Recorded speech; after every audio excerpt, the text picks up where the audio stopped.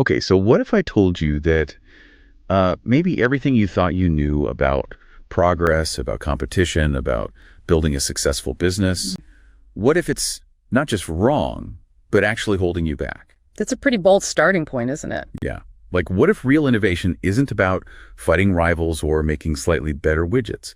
What if it's about creating something totally new, 0 to 1? That's exactly the core idea we're diving into today. We're looking at Peter Thiel's book, 0 to 1, using a really solid summary and review as our guide. And this isn't just for tech people. Right. Not at all. I mean, it's definitely rooted in Silicon Valley, but the mindset Thiel lays out, it's relevant for anyone trying to innovate or, frankly, just trying to understand where the future might be headed. So our mission here is to pull out the key ideas, the really important, sometimes kind of counterintuitive stuff from these sources. Yeah. We want to help you get a handle on Thiel's way of thinking about innovation, business, and, well, progress itself. Yeah, get ready, because some of this definitely challenges the standard way of thinking. Okay, let's unpack this then. Expect some surprising moments, maybe some aha insights that could genuinely shift how you view success. So let's start right there with the title concept, 0 to 1.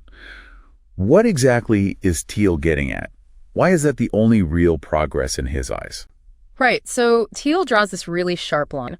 Most of what we usually call progress, he labels horizontal progress. That's going from 1 to N, meaning copying things that already work. So you have one typewriter, great. Now you build 100 more. That's horizontal. You're just scaling up something that exists. Okay, makes sense. Copying, scaling, and the alternative. That's the vertical progress, the 0 to 1. This isn't about building a faster horse, it's inventing the car. It's that leap, creating something fundamentally new. Something that literally didn't exist before. Exactly. And it's hard to even picture sometimes because it hasn't been done. And here's a key thing. When Thiel says technology, he doesn't just mean software or gadgets. Okay. So what does he mean? He means any new and better way of doing things, anything that drives that vertical 0 to 1 progress. And he puts this in direct contrast to globalization. How so? He sees globalization as almost purely horizontal, taking things that work, say, in the US and just copying them everywhere else. It's 1 to N, just on a global scale. Which leads to a pretty stark warning from him, doesn't it, about sustainability? Yeah, it's quite sobering. He basically argues that just spreading current developed world technology everywhere without major new 0 to 1 innovations, well, it would wreck the planet. The resources, the pollution, it's just not sustainable if everyone lives like that using today's tech. That really challenges the whole idea of a developed world as some kind of finished state, doesn't it? Like we've arrived and everyone else just needs to catch up using our methods. Precisely. If our current way isn't sustainable for everyone, then we obviously haven't found the final answer yet. We need more vertical progress, more new technology in Thiel's broad sense. So, if this kind of breakthrough innovation is so critical, who does he think actually drives it? Is it the big Fortune 500 companies? Lone geniuses in garages? Neither, really. It feels pretty clear. This kind of new tech comes primarily from small, focused startups, not big, slow-moving corporations, and usually not individuals working completely alone either. What startup specifically? Agility, focus. Big companies often get bogged down in bureaucracy or protecting existing revenue streams. Startups can pour everything into one potentially world-changing idea. Okay, so the takeaway for you listening. True innovation isn't just about scaling or tweaking. It's asking, what important thing hasn't been built yet? What's the 0 to 1 leap needed? Now let's shift gears a bit and talk about something that really shaped Silicon Valley's psyche, the dot-com crash. Anyone involved in tech around, say, 1998 to 2000 remembers that boom and bust. Oh, yeah. It was manic. Thiel calls it a time of collective insanity. Money flying everywhere, people quitting jobs for stock options in companies with no revenue. Yeah. Then the crash. It left deep scars. And Thiel argues those scars led to a set of lessons learned that became almost dogma in the Valley, right? Absolutely.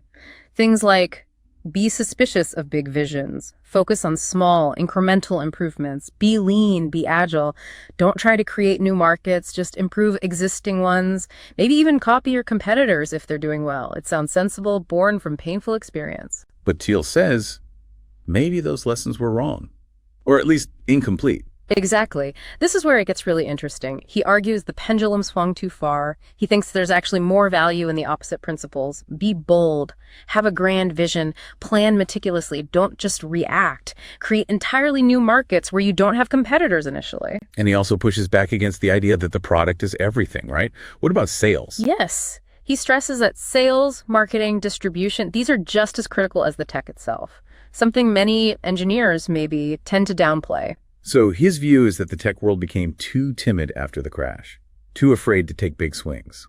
Pretty much. He thinks people are still overcompensating for that trauma and need to get back to taking calculated, substantial risks to achieve those 0 to 1 breakthroughs.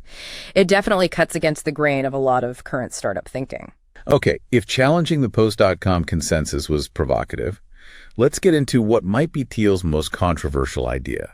His defense of monopoly. That just sounds wrong, doesn't it? We're taught competition is good. It absolutely flies in the face of Econ 101, yeah.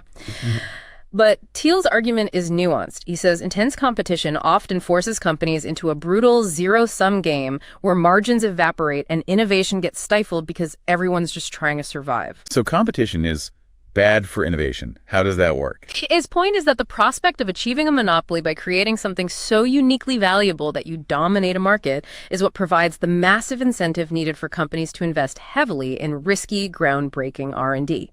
Think about patents they grant a temporary monopoly precisely to encourage invention. Okay, so he's talking about monopolies earned through innovation, not like bullying competitors or lobbying the government. Primarily, yes. He does acknowledge monopolies can be abused, but his focus is on the creative monopoly that benefits society by bringing something new into existence. He flips Tolstoy's famous line, "All happy families are alike," Thiel says. No, all happy companies are different, because each found a unique way to create a monopoly. All unhappy businesses are alike. They have the problem of competition. That's a clever inversion. He uses a literary analogy too, right? Shakespeare versus Marx. Yeah, it's a great illustration. He says Marxist conflict comes from people being fundamentally different, like proletariat versus bourgeoisie. But Shakespearean conflict, like in Romeo and Juliet, happens because the rivals are actually too similar. The Montagues and Capulets fight because they're alike, and in fighting, they become even more alike, focused only on beating each other. He sees companies like Google and Microsoft sometimes falling into that trap, obsessed with matching each other's moves instead of charting unique paths. And this isn't just theory. He gives examples of destructive competition. Definitely. The classic one is the online pet store wars of the late 90s. You had Pets.com, Petopia.com, Petstore.com, all burning through venture capital, fighting tooth and nail for market share. They were so focused on the competition. They forgot to ask if selling pet food online was even a good business back then. Exactly. The whole market collapsed because the underlying premise was flawed, but the intense competition blinded everyone. They were fighting over scraps of a perhaps non-existent pie. So if head-to-head competition is often a dead end, what does a successful, lasting company look like in Thiel's view? How do you build it? It starts with focusing on future value, not just current profits. A company making money today in a fiercely competitive market might actually be less valuable than a startup losing money, but poised to capture a future monopoly in a new market. It's all about the potential for durable future cash flows. And he lays out characteristics of these durable monopolies. What are they? First, and maybe most important, is proprietary technology. But not just slightly better tech. Thiel insists it needs to be at least 10 times better than the closest substitute. 10 times. That's a really high bar. So just being 20% faster or cheaper isn't enough. Nope. He argues you need that order of magnitude improvement to break through the noise and create a real defensible advantage. Otherwise, you're just inviting competition. Okay, 10x tech. What else? Second, network effects. This is where the product itself becomes more useful as more people use it. Think Facebook or eBay. The value increases with the size of the network, but crucially, these often have to start very small in a niche market before they can scale. Right, like Facebook starting just at Harvard. Then, economies of scale. Yeah. A business gets stronger as it gets bigger because the fixed costs, like developing software, can be spread over more customers. Software scales incredibly well. Businesses heavy on service or labor, much harder to scale efficiently. Makes sense. And the last one, branding. Strong branding, yes, but Thiel emphasizes it has to be built on substance. Apple is his key example. The brand is powerful, but it's backed by decades of genuinely innovative, high-quality products. A brand without substance is just hype. So tying this together, the strategy is find a small, specific market you can dominate. Completely start small and monopolize. Yeah. Then expand outwards. Exactly. And he throws in another counterintuitive idea. Maybe first mover advantage is overrated. Sometimes it's better to be the last mover, the one who learns from earlier attempts and builds the final, dominant version of the market. Think like a chess player, planning for the end game, not just the opening move. Don't just aim to disrupt, aim to endure. This ties into the power law idea too, right? The 80-20 rule. Absolutely. The power law, or Pareto principle, basically says that a small number of things account for the vast majority of results. In venture capital, it means a tiny fraction of investments generate almost all the returns, covering all the losses from the failures. And he applies this to personal strategy too, not just investing. Yes. It's a big part of his philosophy. Instead of diversifying your time and energy across many mediocre pursuits, don't put all your eggs in one basket, he argues you should identify the one thing that has the potential for massive 0-to-1 impact and focus relentlessly on that. Find your Google, even if it means owning just a tiny fraction of it, rather than owning 100% of a business that goes nowhere. It's about concentrated bets on high-potential futures. Okay, we've covered the big ideas. 0-to-1. Monopolies, challenging convention. But Thiel also talks a lot about the people involved, the teams, the founders, and this concept of secrets. What does he mean by secrets? Like conspiracy theories? No, not really, like hidden conspiracies. For Thiel, a secret is simply an important truth about the world, about nature, or about people that most people don't know or don't believe yet. It's something waiting to be discovered. So like scientific discoveries or maybe undiscovered market needs?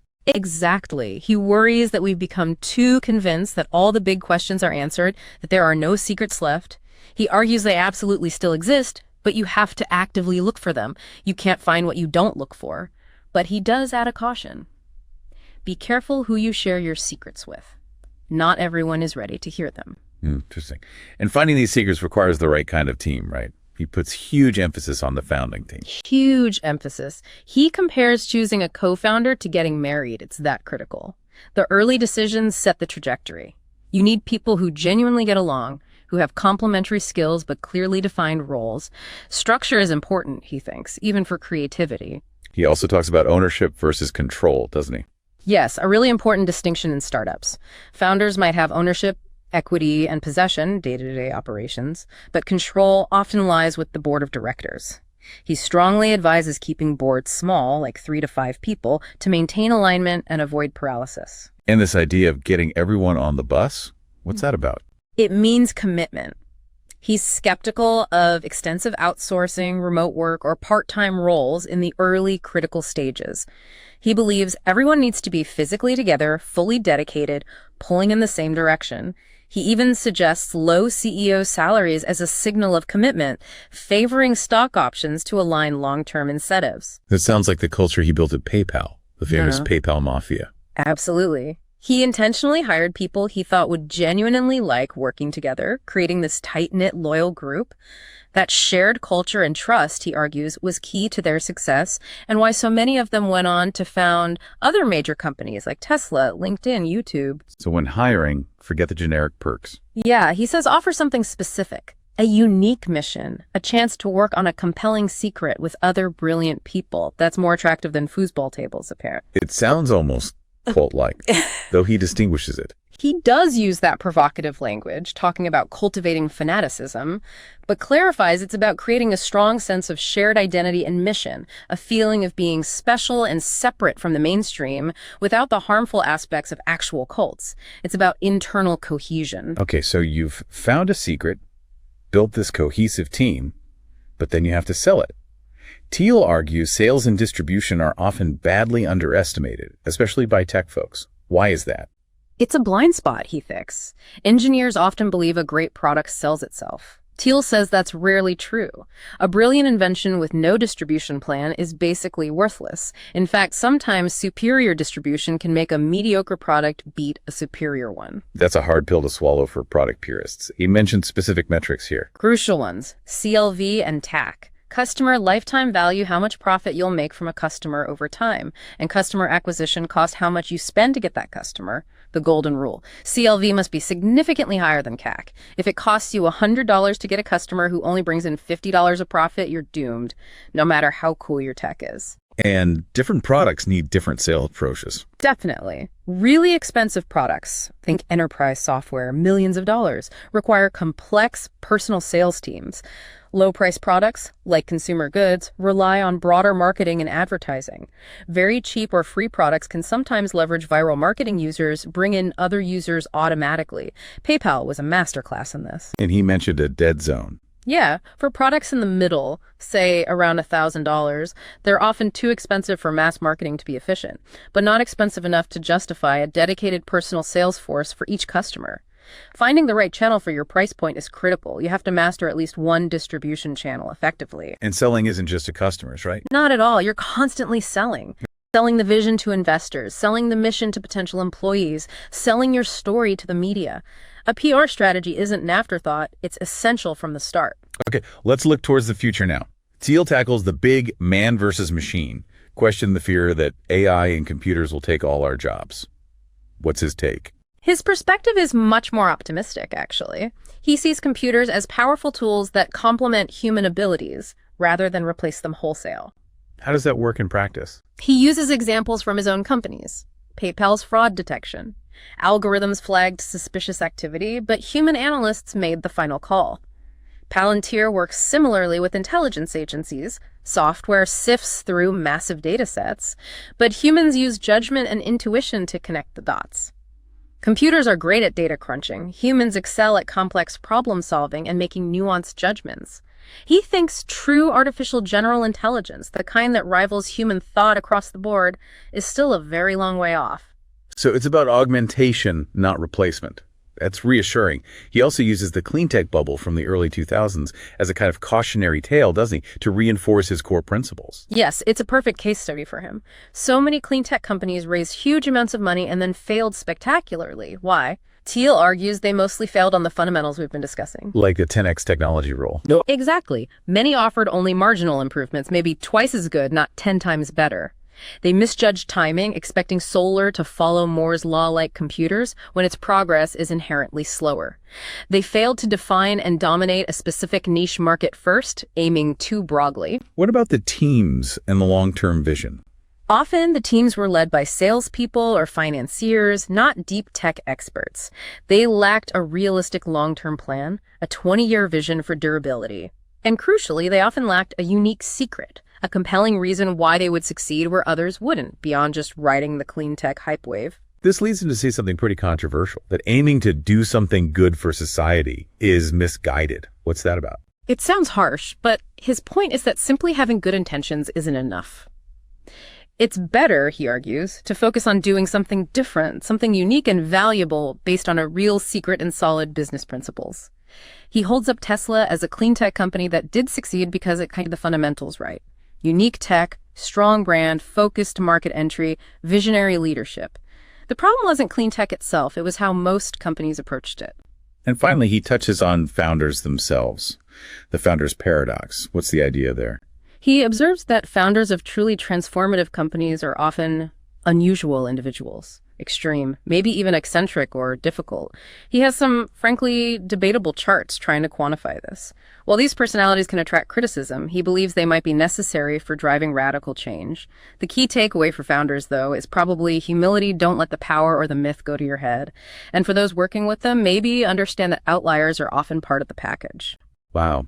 Okay, so this deep dive into Thiel's thinking, it really pushes you to question a lot of assumptions. It's about being a definite optimist, not just hoping for a better future, but actively planning and building it. Absolutely. We've hit on the core ideas, that crucial 0 to 1 leap, the maybe not so bad side of innovative monopolies, shedding those post.com fears, and really valuing sales, distribution, and strong, unique teams. It forces you to think about progress differently, doesn't it? Not as inevitable, but as something that has to be consciously created. Exactly. It's a call to action, in a way. So let's leave our listeners with this thought. If the future isn't predetermined, if real progress comes from creating the truly new, what secret, what undiscovered truth might you go looking for? What 0 to 1 idea could you bring into the world? Because according to Thiel, that leap is the most valuable thing you can possibly do.